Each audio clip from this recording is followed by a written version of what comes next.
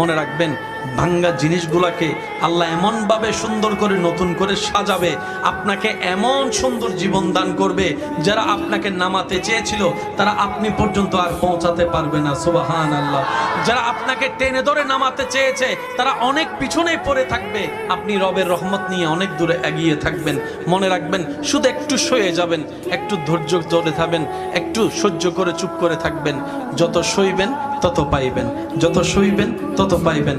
কোনো আফসোস নাই, কোনো আপত্তি নাই, কোনো হা হুতাশ নাই। রবকে শুধু এতটুকু বলবেন যখনই মন খারাপ হবে, সিজদায় মাথাটা ঝুঁকিয়ে, ইয়া রব আমি যা পেয়েছি কোনো কিছু পাওয়ার যোগ্যতা আমার কাছেই নেই, সব তুমি দয়া করে দান করেছো, সব তুমি দয়া করে দান করেছো।